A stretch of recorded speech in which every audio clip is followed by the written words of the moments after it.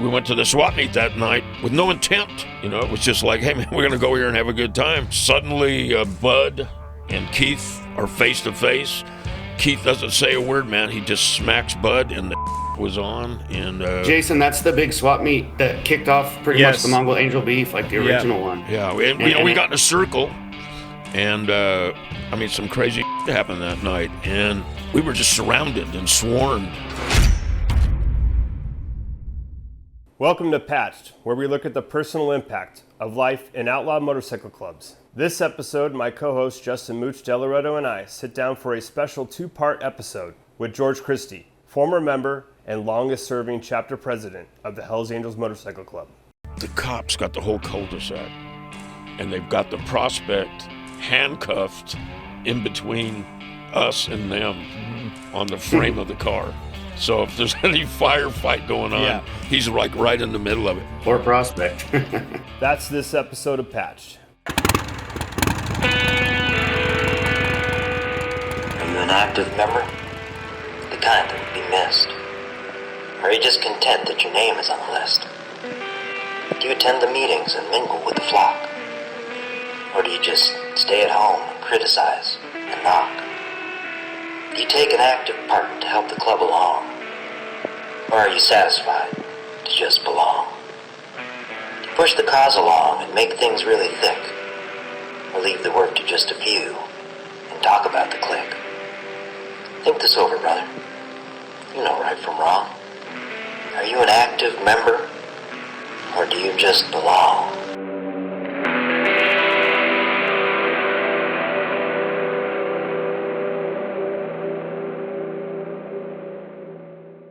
Hey guys, I'd like to welcome and give special thanks to Fabric by Gerber Life for supporting the Patch Podcast. Fabric by Gerber Life is term life insurance. You can get it done today. It's made for people with busy schedules like yourself, so you can complete it all online on your schedule right from your couch. You could be covered in under 10 minutes with no health exam required. Go to meetfabric.com/patched. That's MEET fabric.com/patched. Hey, what's up, Jason? Good to see you again. Always good to see you, brother. All right, we have a question from one of our viewers. Hey, Jason and Mooch. Has there ever been talks about the 1% clubs perhaps uniting under one 1%er diamond and forming just one mega club? I know that sounds crazy, but if you guys are believers in what you're talking about in this podcast, that seems to be what the solution to all this unnecessary conflict would be, is for all the 1% clubs to just rock the diamond, maybe keep their colors. That sounds like a far-out fairy tale, when you say it out loud. I love it that people have hopes for that, and I love where this is all going. There's got to be some solutions out there that, way beyond what Mooch and I can think about. Just to start with the fact guys could put aside their differences and know that they're all 1%ers, just if we could start there, that would be probably the best thing in my book. Yeah, I think the challenge would be obviously the egos, which we've talked about before, but also the risk could be losing a lot of club history if you changed, everyone under one club or one name. And then as far as ego goes, who do you decide which club, which name? I think there would be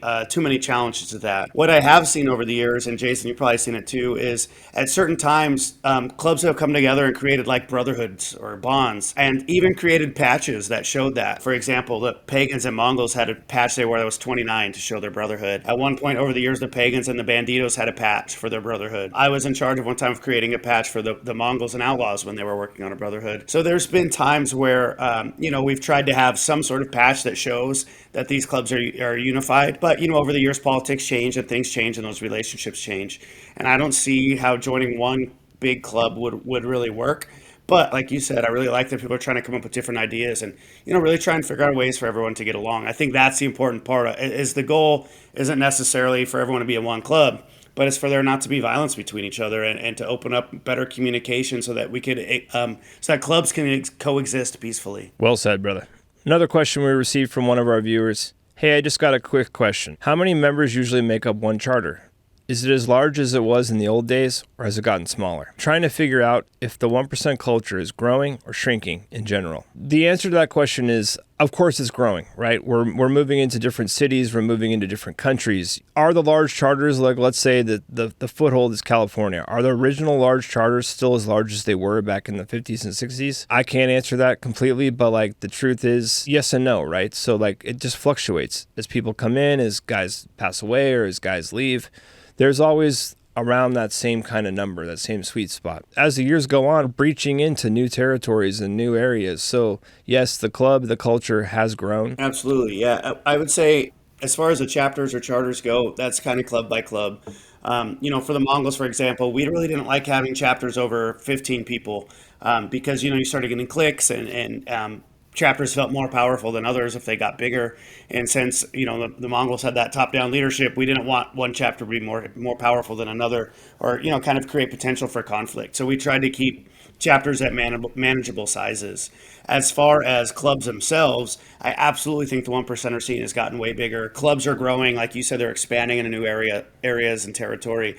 But overall, I think the culture has exploded. It's gotten back to being in popular culture, TVs, movies, and I think a lot of people are inspired to join motorcycle clubs. So I think there's a lot more people joining clubs nowadays than there used to be. Yeah, I agree with that. Here's a comment we received from one of our viewers.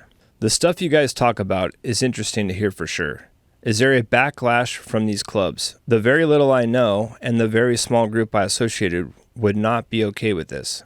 The mental health episode hit so many points for me personally. I've had a lot of people ask me, what do the guys in the club think about what you're doing? Or what do the guys in the club think about you talking with Mooch on this podcast?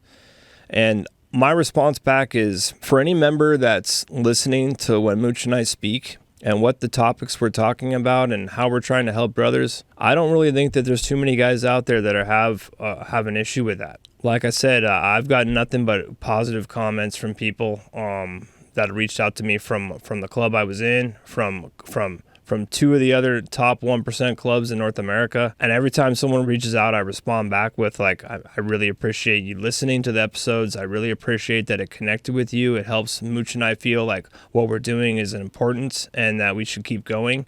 So yes, to answer your question, I'm sure there are people in the clubs that don't like this, but when they really think about it, this could be them in 5 years. This could be them in 10 years. This is someone that they were very good friends with who got hooked on drugs or alcohol, who they didn't know how to help out, right? These are guys that have left the club for whatever reason, that are at home, that are struggling.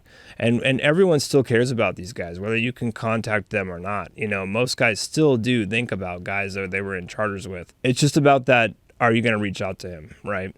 Are you going to try to see if you can help him out? So do I really worry about the backlash from clubs? I think this has a far more importance, and I hope everyone can see that. Yeah, I absolutely agree. There's obviously going to always be some sort of backlash when you're in public spotlight and talking about club stuff, right? And, I would say the caveat to that is we're not discussing anything that's not already public knowledge. It's already been shared by other people. And a lot of what we do is just keep to the culture and kind of explain more of the culture. But we really want to get at what's the driving force of this mental health challenge is and how we can help people. And I think that people that have an issue haven't heard the episodes. There's some guys out there that have an issue with, former Mongol and former Angels talking, but they haven't heard the episodes. And anyone I know that's watched the episode changes their mind. So I would implore anyone that has anything negative to say to check out the episodes and check it out for yourself and see what you think. But no, overall, I think that the positive comments far outweigh the negatives, and it's been a really positive experience. Definitely well said. On this episode, we have George Christie, former member of the Hells Angels and the longest serving chapter president in the club's history. George was a member and president out of the Laco chapter before founding Ventura chapter. He was also a national spokesperson for the club and is very well known in the community. This is a really great episode and you guys are going to like it, so make sure you check it out. Today on Patch, we have a really special guest, George Christie. Now, for those of you who don't know him, which I doubt there's very many people out there that don't know this man sitting next to me. For myself, I don't know, I can't speak for Mooch, but this is a very special guest, in my opinion, to have on our show. I feel very honored that he said he would do this with us today. This is someone who I've been following since I was a teenager, so now we're all going on 30-something years.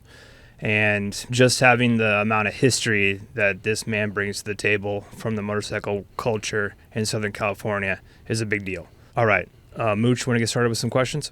Yeah, it's nice to finally put a face to the name George. I see you on social media, but finally get to talk to you a little bit, so I appreciate you coming on. Well, I appreciate you guys inviting me. I've been watching you both from afar, and it's a real pleasure and honor to be here. I Appreciate the invite. Right on. Well, let's jump right in. If you want to start telling our guests a little bit about your early life, some of your childhood, but more importantly, kind of what your first exposure was to motorcycles and what got you into motorcycles. Well, I came from a very small Greek family. I was the only child. My grandparents on both sides all came from Greece. They got here turn of the century and, arrived in New York and then made their way west until they finally wound up in Ventura. Probably about the mid-'50s, I saw my first outlaw motorcyclist in San Fernando Valley. He pulled up to a stoplight, and he created such a ruckus. It just left a really vivid image in my mind and really impressed me because he was ignoring everybody, but everybody around him seemed to be affected by this guy. And he looked really cool to me. There was this distinct noise, which I would find out years later, it was his clutch basket. It was all the rollers in his clutch basket rolling. Right. But the light changed. He took off. The guy talking to my father had a really strong Italian accent, and he was really offended by the guy. And he spit on the ground and said, "That's your America." And I, kind of thought to myself, yeah, that's my America. Exactly. And I jumped on the back of that metaphorically on that bike, man, and I was gone. And, it took me 10 years, reach that goal of getting a bike. But I had a surfer, pretty good surfer. I ran around with the top surfers in, Ventura, Oxnard area. And some of these surfer guys started branching off into motorcycles. One in particular, Stevie Banger, became a Hessian. He was killed. It was kind of real profound. One of the first guys I was close with got killed. I wasn't even really a biker then, but he got killed. I know he was close with the Question Marks. They were just starting to have issues with the 1% clubs, with the Hells Angels and whatnot. And, hung out with those guys for a while. And then there was a place in Somas. It was the depot for the Movieland Cars of the Stars. And one of my high school mates, Danny Brooker, lived there, and his father owned the company. And there was a gentleman there named Dick Woods who started the Question Marks along with another gentleman. And his name drifts in and out. Everything's kind of drifting together after all these years. But Mondo, that was his name. Mondo and Dick Wood started the Question Marks and really created my interest. I hung out there. Dick Woods hung out there. Paul Hibbets, who later, people knew as Animal, the guy at Altamont with the coyote hat on his head, he came from there. Paul and I had gone to elementary school together. So, although I was surfing, Danny was surfing, but Danny started getting into bikes. I started getting into bikes. We had one of the guys, wasn't a real good surfer, but he did go surfing with us. His name was Bird, and he introduced me to David Ortega officially in 1966 when I was on leave from the Marines. And we almost got into it. I had that short Marine-style haircut, and he thought I was a cop. And, we had words out in the alley, and he broke out a joint. And, back then there was this misconception that if, somebody asked you if you were a cop, you had to tell them the truth. Yeah. So, of course, I said, he said, "Are you a cop?" And I said, "No, I'm a Marine." And he goes, "Well, do the Marines get high?" And I said, "Well, this one does." And we smoked a big joint, and that was kind of, David and I became very, very, very close. I went back to the Marines. He wound up going to San Quentin for some pot case. This is when marijuana was like a big deal, man. Yeah. You caught smoking marijuana or marijuana joints on you, and just crazy times. So let's talk about that feeling that you had when you're with your dad. You guys are at a light, a guy pulls up on a bike. That feeling that you get when you hear the rumbling of the motorcycle and he takes off. And then, like you said, you were involved in surfing and that freedom of being on those waves. Were you searching for that because how it made you feel to feel like you were escaping? Well, I had an issue in school. I was dyslexic. They didn't even have a name for it back then. What really happened was I took a intelligence test, scored very high on it, and got called into the office. I go into the office, and my mom and dad are sitting in there, and they want the book back, the answer book. They thought you cheated. They thought I cheated. Yeah. And I said, I didn't cheat, And at first, my parents weren't really backing me. And my parents always backed me in pretty much everything I did. And I really felt abandoned. And ultimately, I left that room with no apology. And I thought to myself, this is polite society, man. I have no interest in it. And I kind of felt like an outlaw. But you have to understand also, being immigrants, my family were all immigrants.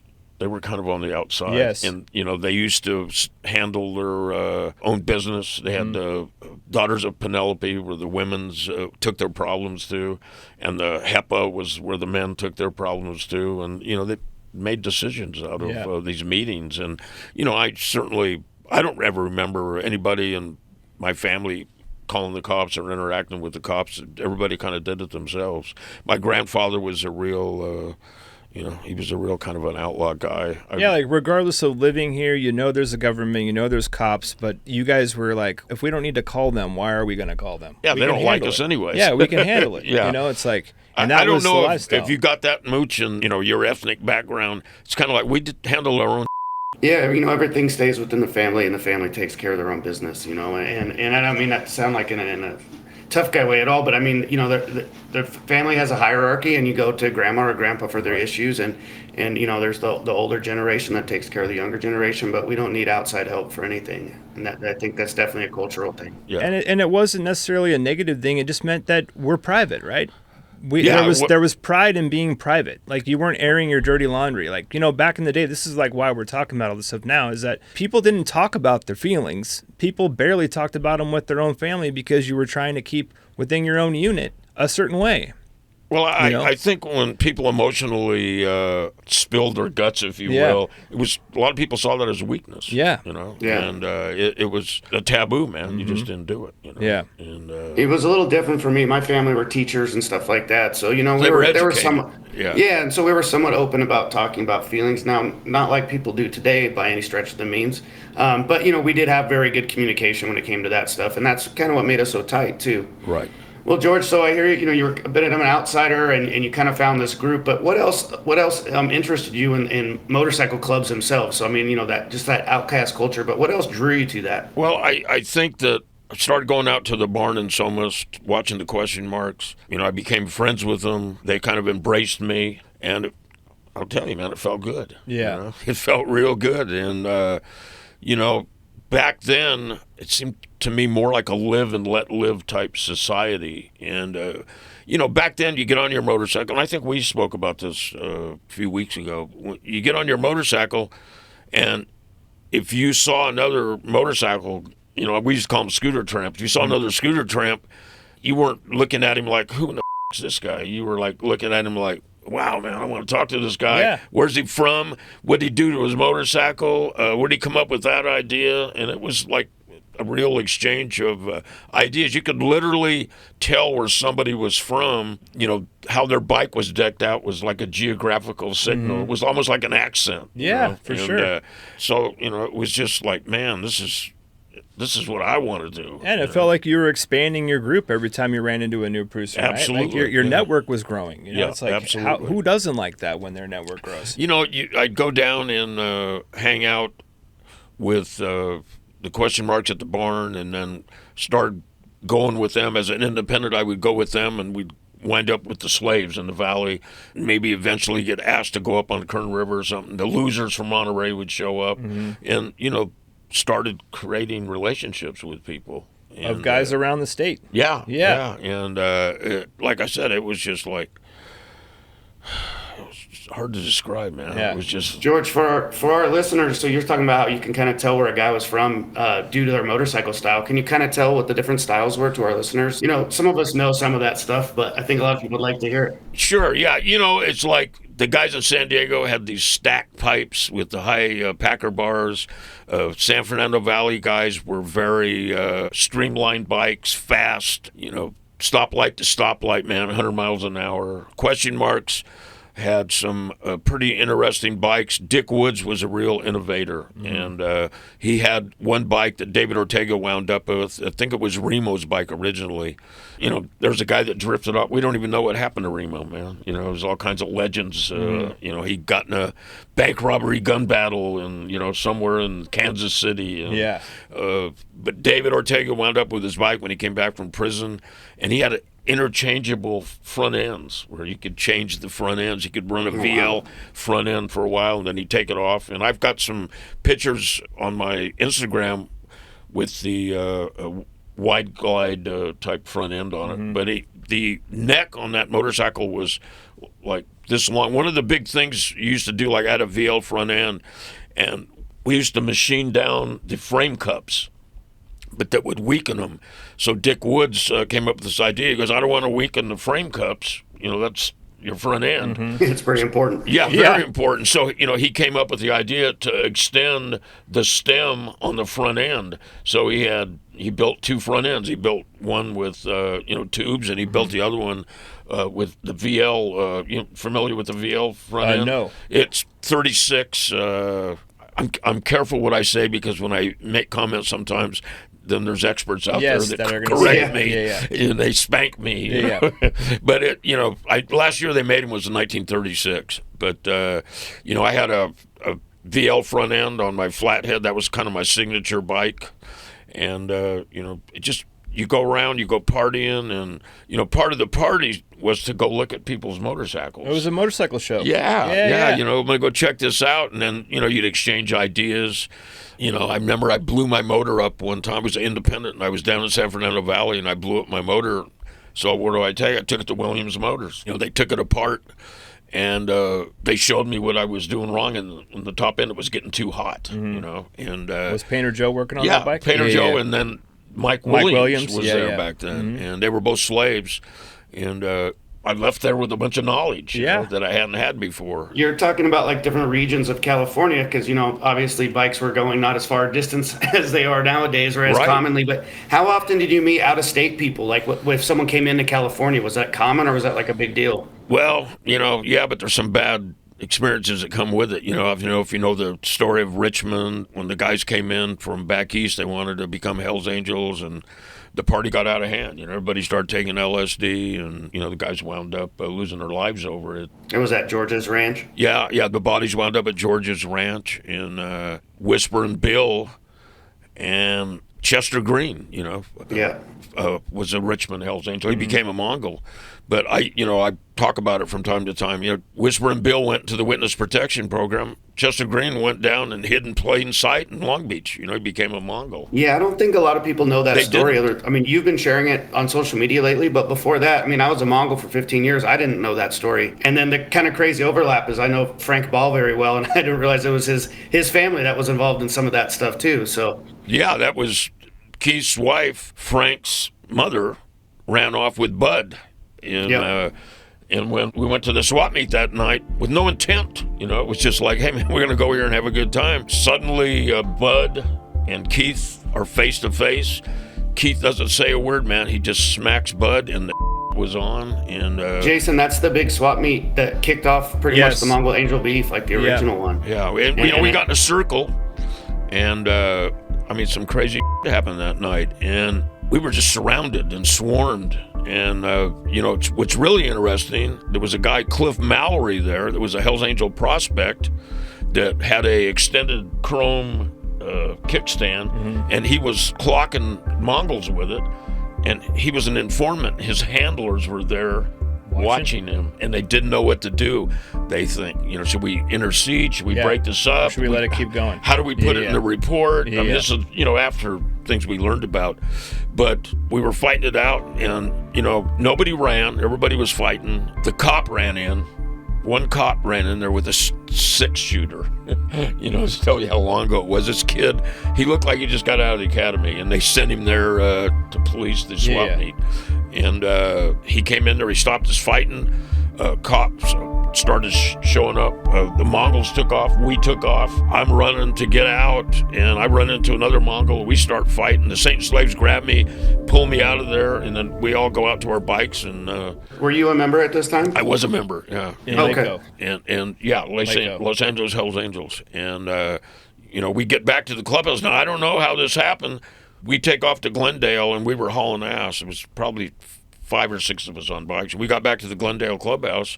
Old man John's waiting for us in the front yard, man, and he is pissed. And I thought, oh, man, we're in for it, And old man John was kind of like a legend. He always had a cigar in his mouth. And we used to hate to ride behind him because he'd smoke the cigar while he was riding. You'd smell like it. All the ashes hit in the eyes. Yeah. But he's mad at the Mongols. And I'm like, we started this fight, we literally started the fight. Keith started the fight. That was the first real big incident between the two clubs, right? First time we ever exchanged violence amongst the two groups. And from there, it went from bad to worse.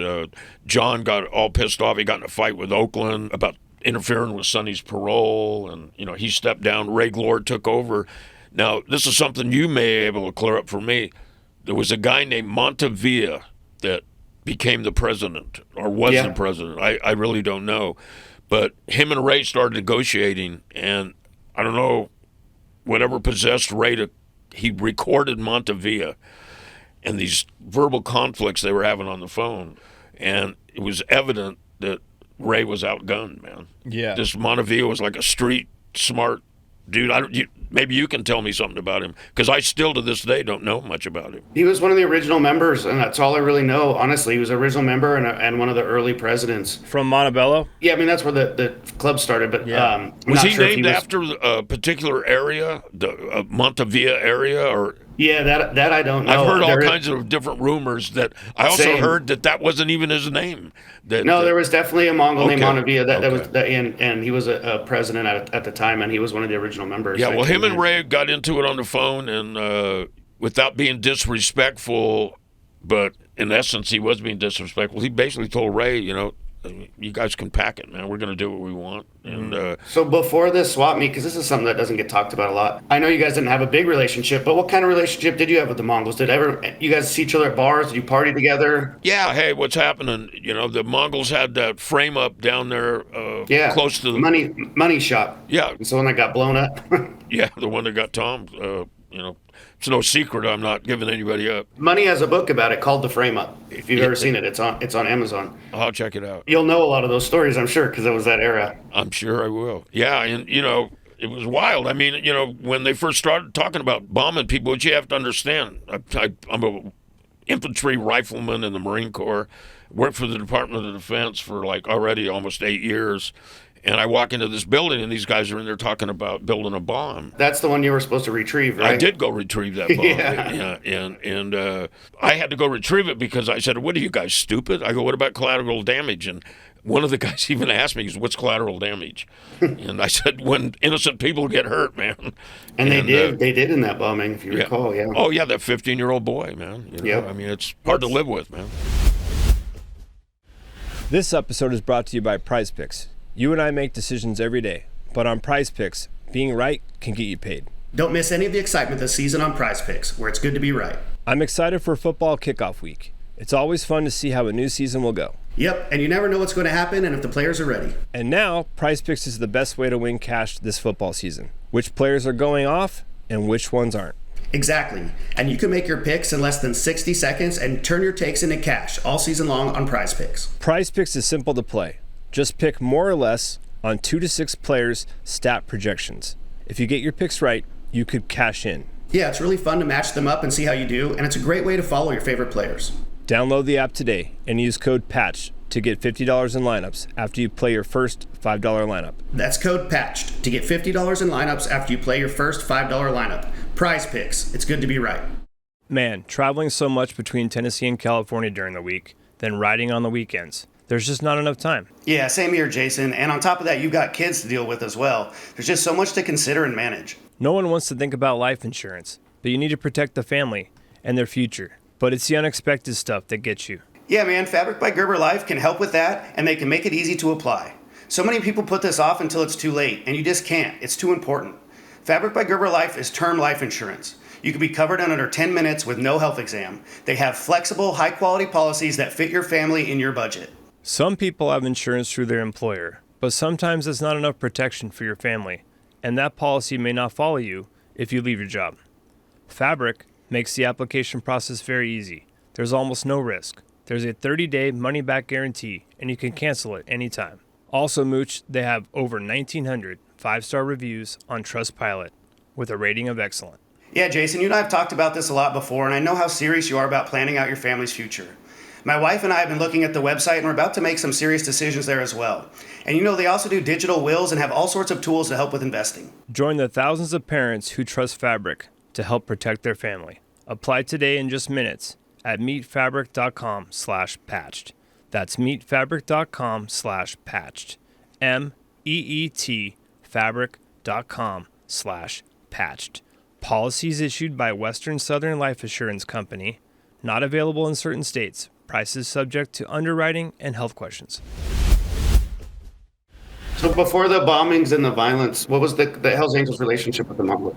Yeah, I mean, people would see each other in the bar, and, you know, it never, and this is a rumor that always pissed me off, unless you could shed some light on this particular deal. Like, did the Mongols start the club because they thought they weren't welcome in the Hells Angels? Which we had lots of Mexican-American guys in the David Ortega, Fat Ray. Yeah, I don't know necessarily. I think that's a media thing that was spun up to make it more, you know, us versus them type of deal. Right. The Mongols had started out of a car club, and they were hanging out with, like most motorcycle clubs, right? And they were hanging out with other clubs, and they were actually hanging out with the Molochs.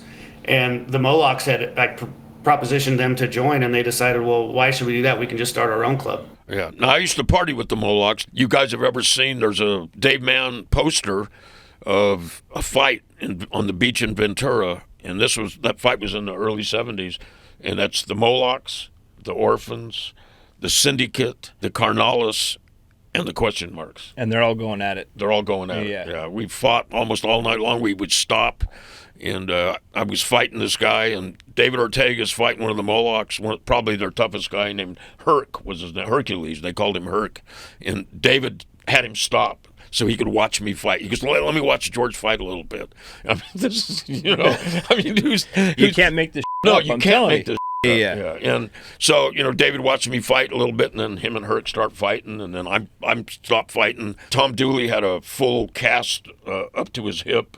You know, the cast got kicked off of him. You know, we're trying to get it back in there. Yeah. It just, you know, just a wild time. And then we wouldn't leave. They kept telling us to leave, and you know, David, I'm not leaving, man. Yeah, we ain't leaving. I mean, we got off track, man, but that's fine. You know, I got a million stories. We love that. We love that. But let's talk about. So you're in the club for a year, basically. You're in Laco. You're in the club for a year. Living the dream. The dream, right? Jason, before we go into that, I would like to know, you know, there's all these other clubs you just mentioned in that area. There's a lot of guys riding. What led you to the Hells Angels? Yeah. Well, I started hanging out with the Question Marks. The Question Marks were, I think, one of the last, and, you know, some people are going to be offended by me saying this, they were the last of the official 1% unit up and down Southern California. It was the Hells Angels. It was the Monterey Losers. It was the Straight Satans. It was the Slaves. Mm-hmm. It was the Purdue Angels. I think there could have been a couple other clubs in there, but that was the heart of it. And the Question Marks were kind of the last of that little group. So the transition was natural to go from the Question Marks to become a Hells Angel. Yeah, so I'm riding with the Question Marks. Dick Woods gets stabbed by the Hessians, hang around. We're trying to retrieve a Saint and Slave bike. Dick Woods gets stabbed, winds up going up in the mountains and living in Sonora. The club is fracturing. There's no leadership, and they're not riding.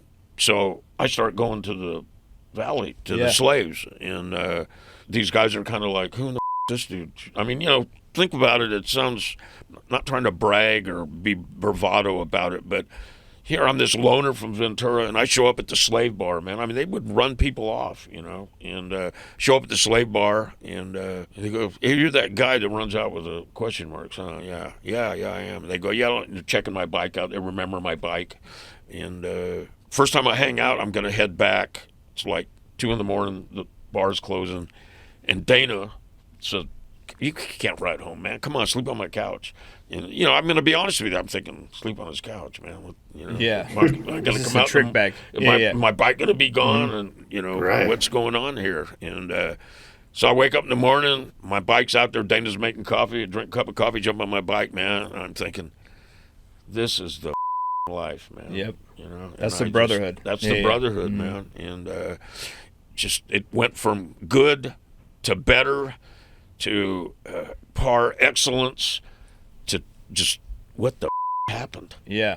And getting back to that, like, all this stuff happens, right? You're hanging out with the groups, you become a member in Laco, you're someone who was in the military, you're smart, like, you have a good job, and you're 30 years old, and all of a sudden now you're in the middle of, like, there's a huge problem in Southern California. That's an urban war, urban man. war, right? Urban warfare. And so mentally, how was it dealing with all that stuff on a week-to-week basis, knowing that you still are so passionate about what you're involved in, but thinking to yourself, is there a way out of this, or is this wrong, or, like, who can I talk to, because we can't talk to anybody unless they're in the club. Well, I keep thinking we're going to find true north. Yeah. We're going to get back on track.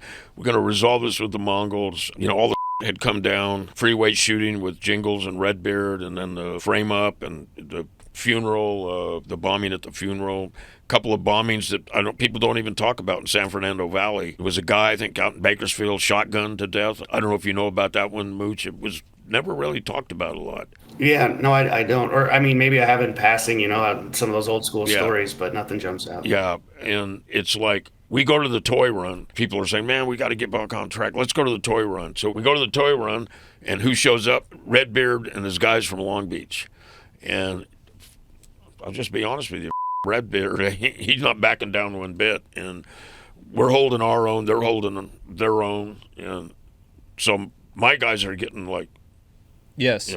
This, yes. The guys the tension's rising. So I said, let me go talk to him. So I walk over there and I introduce myself and I said, look, man, this ain't the place for this. And he goes, well, we ain't leaving. And I go, well, we ain't leaving. And I said, I think I said to him, why don't we leave at the same time? And that's what we did. They got on their bikes and went back, I think, to Long Beach or wherever the majority of them were from. We went back to the clubhouse.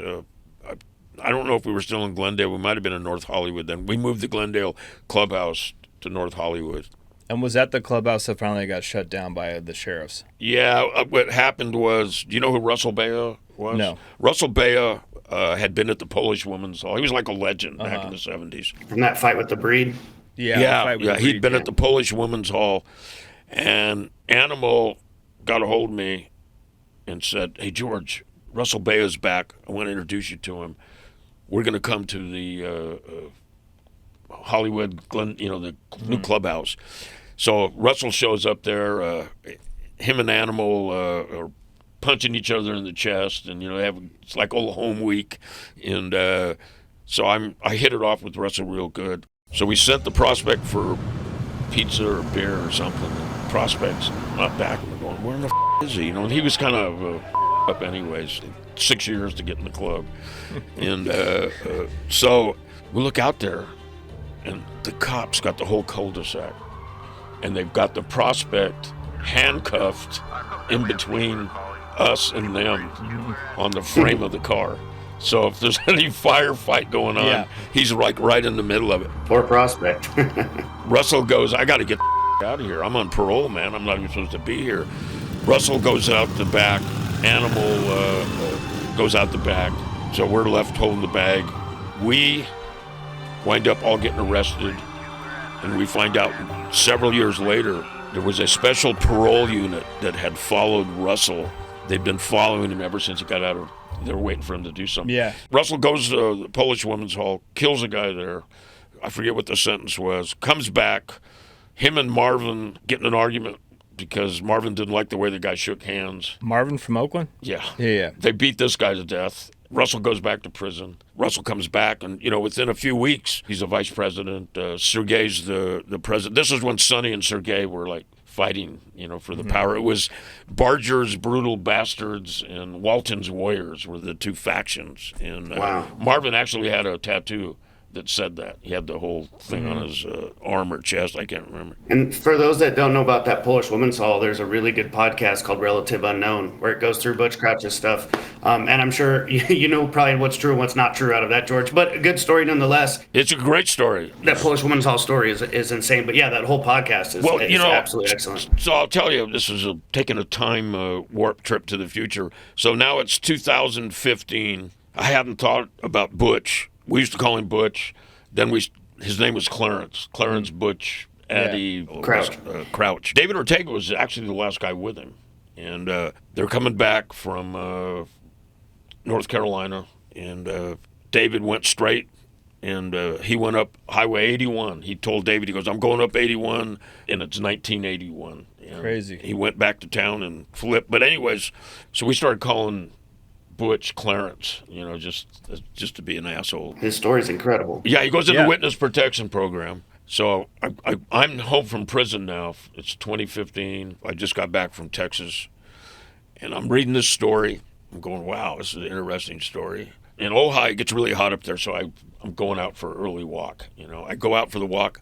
I get about half a mile into the walk, and all of a sudden I realize the story I just read about this guy in the witness protection program that shot his wife, shot his son, went out to the car and shot himself. And I think he also burned the house down. Yes. He set the whole house on fire, yeah. Yeah. And I realized, Jesus Christ, that's Butch.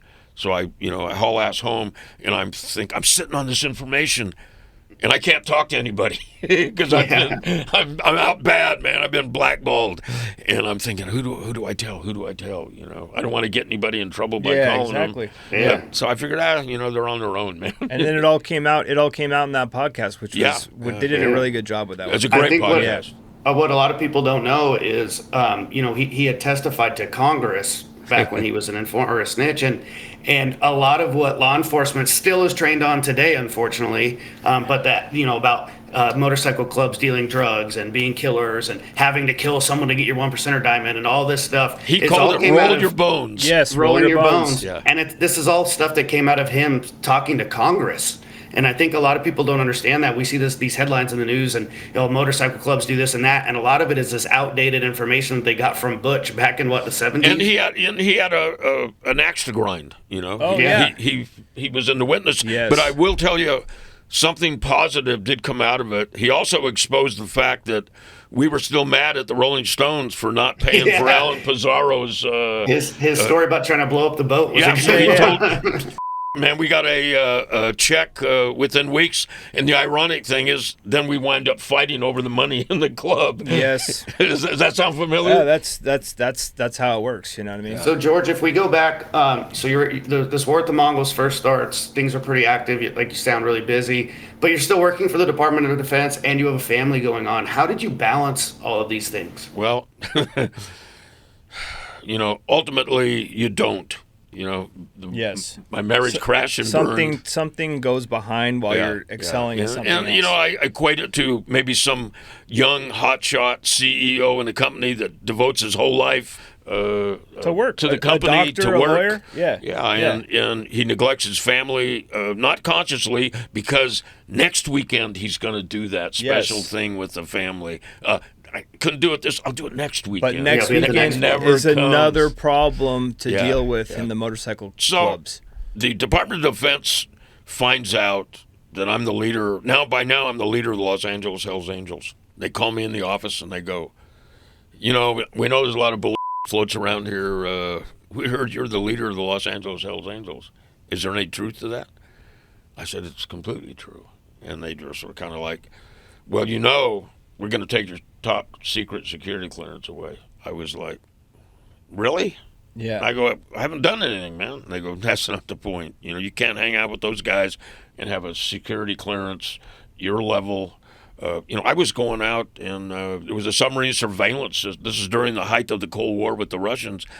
Had a submarine surveillance system. My whole responsibility was keeping it up and running to Washington. So if a sub showed up and they needed to get a green light to blow this up. I had important jobs, and one of many I did. They used to fly me places. You said, well, you got to make up your mind. Yeah, that was your first choice to say. And I said, well, I choose this over that. Yeah, I go, there's no decision. I'm gone, man. I'll see you guys. No hard feelings. I walked out of there and never looked back. And I've been trying to get my retirement from the they won't military? give it to me. It was like, I'm always trying something. Yeah, of course. Told my daughter's my lawyer. I said, I want my retirement. You Yeah. know? And she wrote them letters. They're just giving her the runaround. I'll never get it. No.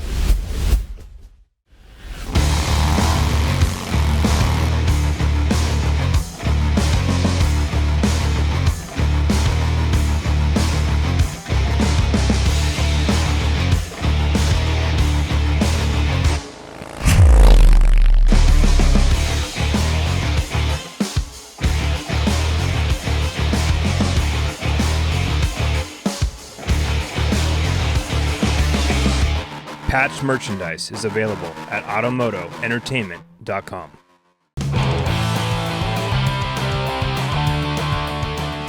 Hey, what's up, guys? This is Mooch. A lot of you have been asking where to get an autographed copy of my book, and the only place you're going to be able to get it is here at the automotoentertainment.com website.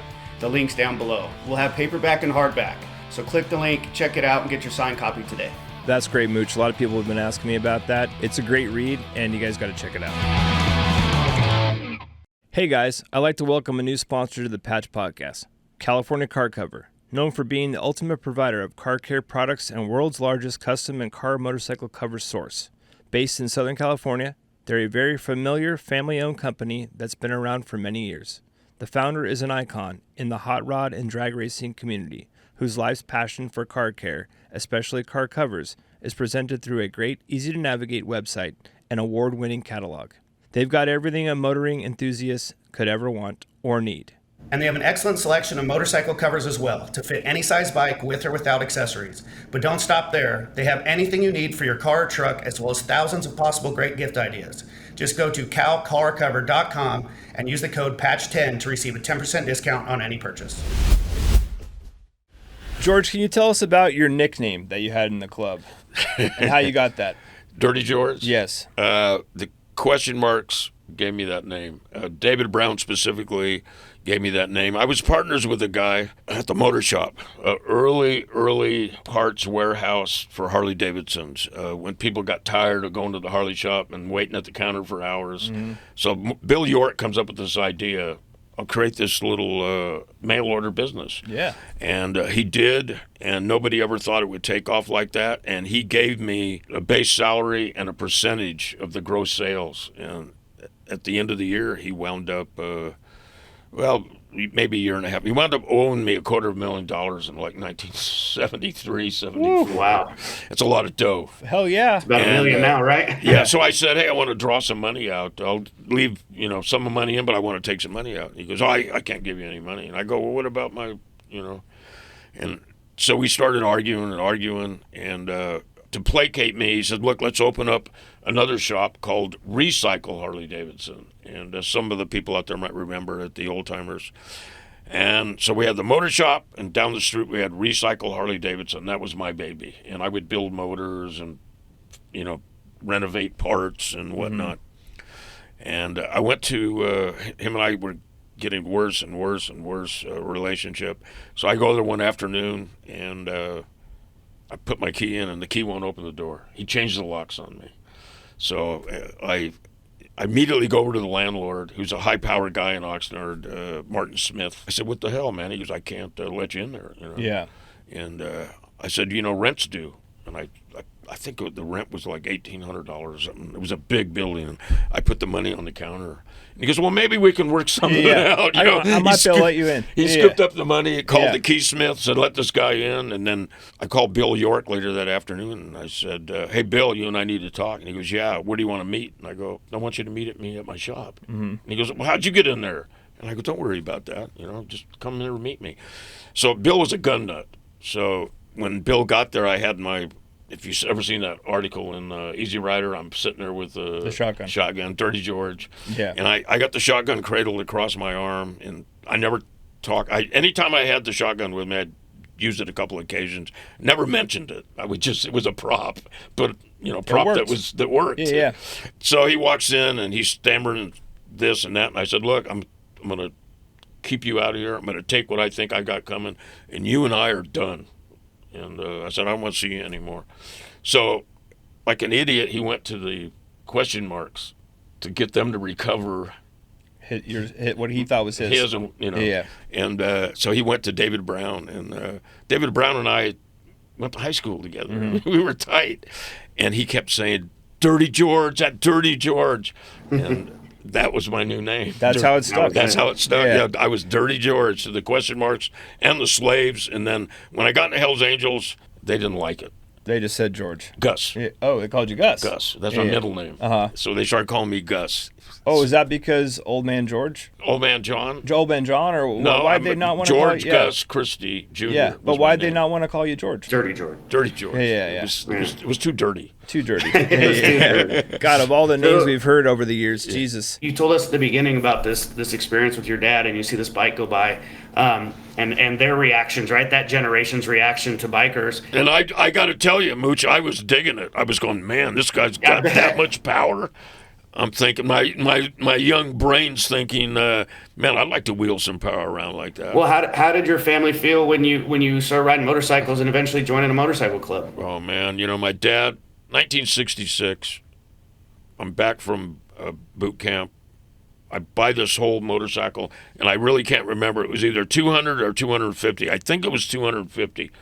And it's sitting in my garage, and I'm in there working on it. My dad pulls in, and he just stares at me, puts it in reverse, And rolls out. Yeah, and I was like, oh man, I loved my dad. Yeah.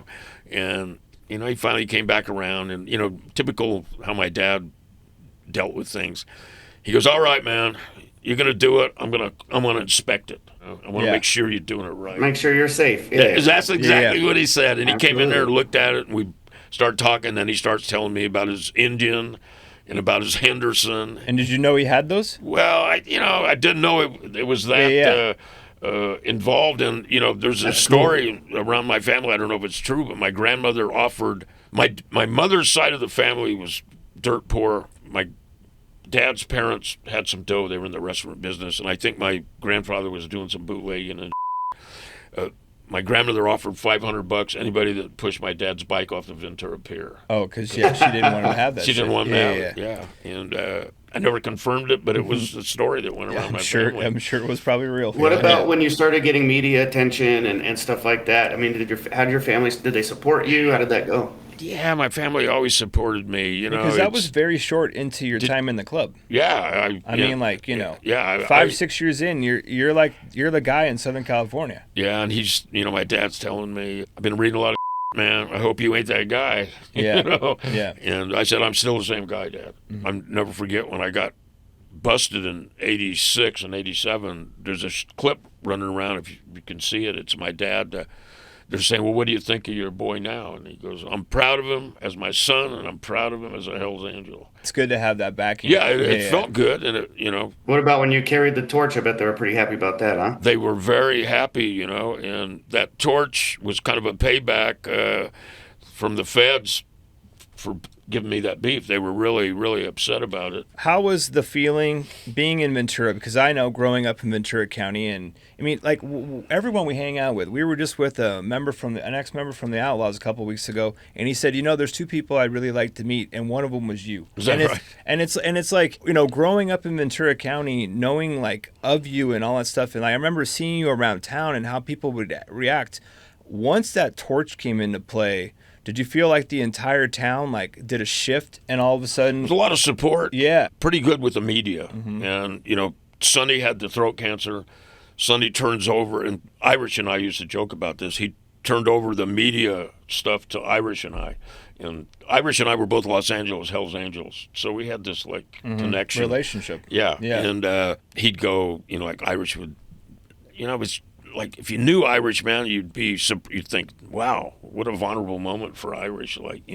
Irish said to me once, he goes, wow, what do you think, man? Sonny turned it over to us. And I go, yeah, but it took 2 of us to replace him. And that was the inside. Absolutely. That was the inside joke, that not just one man. Yeah, we had the 2 man to replace Sonny. I mean, you know what? That was out of love. For sure. Yeah, for sure. I loved Sonny. Also, probably a smart decision not to give it to one person. Yeah. And, And then what's interesting is, it's funny, in his book he leaves it out, but when Sonny woke up out of surgery, it was Lurch, Irish, and George Christie, who had ridden all night long to be there when Sonny woke up, man. That's how I felt about that guy. And, it's okay. He didn't put it in the book, but I was like, wow. When you met Sonny for the first time, did you feel like you were meeting somebody that was out of folklore? I mean, like you were meeting a celebrity. Like, exactly, right? I go to Russell Baya's house. Now, Russell just got home from beating somebody to death. Yes. So I go to Russell's house. I won't let Irish transfer to Oakland. I'm the only guy holding him up. And Oakland wants an answer why. Why won't you let Irish transfer to Oakland? And I don't know if viewers know, but like when somebody wants to transfer, it's usually a all or nothing decision. Yeah, in the 100%. So or you don't go. At this time, was this after the sheriffs kicked the door down? Yeah, I mean. Okay, so this is when Sam and all those guys were going to gone, Oakland, man. Yeah. and you were just trying to hold on to. I'm trying Irish. to hold it together, and I go up to Russell's, and he's on my ass, and I don't know. I told Russell, I go, why in the are you guys poaching everybody, man? Mm-hmm. I go, here's a good member coming home from prison, and you want him, man. And I go, that ain't right. And I said, you can't take him now because I'm not voting for him until he comes home from prison. He's in San Quentin. He's got to come home from prison, and he's got to tell me to my face why he's leaving. Mm-hmm. I go, I want to know. I want him to tell me personally. Yeah. And Russell just kind of looks at me, and maybe I was a stupid kid, and Russell goes, all right, man, you got us on a technicality. He goes, no transfers in prison. Yeah. So I held him to that.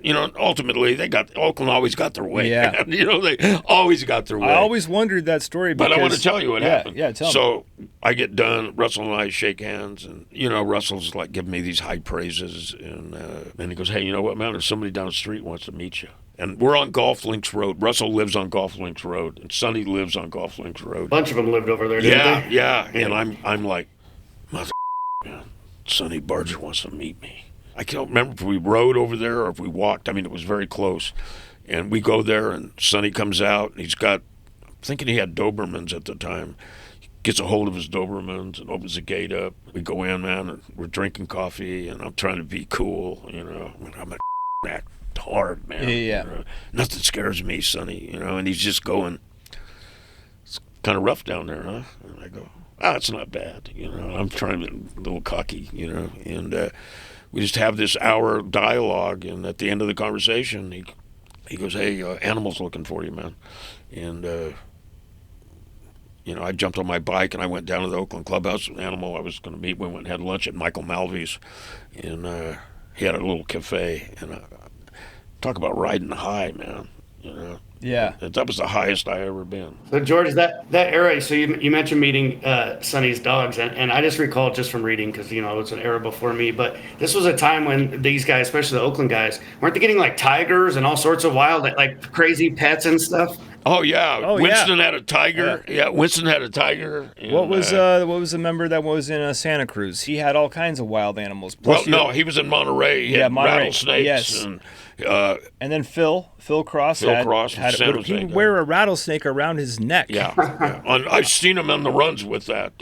I mean, it's like, I don't like snakes, man. I was like, I'm backing away. And Pops was a loser from Monterey, and then he changed his name to Rattler. Okay. Yeah, and he would put on little shows with his snakes at some of these runs. He'd bring the snakes and he'd handle them, and I was like, give me the willies, man. It sounds like a wild time, man. Monkeys and snakes. There were some interesting guys at that time. When the slaves made members. Yes. So we partied all weekend, man, and Dana and I are talking, and I'm just looking at him. I'm going, now we're real brothers, I mean, we were brothers before. Yeah, but I mean, we're brothers now. And he goes, I'm riding home, man, and this storm's coming in, man. Storm of the century. It's 2 days after New Year's. And he goes, I got to tell the losers in person what has happened. And so Dana and I, we get on our bikes, and we ride to Monterey, man. Straight from Oakland. Straight from Oakland. Yeah. And we're there, and the losers are like tripping because Dana's a Hells Angel now. Nobody knew. Yeah. It was all private club business. And they're all like, what the He goes, yeah, I came here to tell you. And I was around. I knew all the losers, and I said, I'm just with him. Yeah. And I remember later that night, we put a boa constrictor in Dana's bed. Pops took a big boa constrictor in there. And I mean, that was just the camaraderie. Yeah, it was just the respect. And Dana would get that mother out of here before I cook him, And, it was no anger. I mean, it was just all partying. And I remember getting on our bikes, and Dana said, do you want to ride home through this storm? And we went from Monterey. We came back in, got on 101. And we came down. It was like a cleansing, man. I mean, I'm sounding like philosophical now, but that's how I felt. And I told Dana, I go, if we could just cleanse this war, man. If we could just get back to how it feels to be on that bike. Yeah, and I go, this is what it's all about. And we were just off track. This portion of the podcast is brought to you by First Bank. Thanks, First Bank. Thank you, George. Thanks, Mooch, and we will continue our conversation with part 2. Remember to hit the like and subscribe buttons below, and never miss an episode. Find us on Instagram at automoto.ent, at OG_Mooch, at Jason_Logan81, and for more info and episodes, go to automotoentertainment.com. Thank you for tuning in. See you on the next episode of Patch. Patch merchandise is available at automotoentertainment.com. The Patch podcast series is brought to you by Oak and Iron, Craft Cocktail Bar in Thousand Oaks, California, by Outdoor Creations, serving the Southern California and Nashville areas.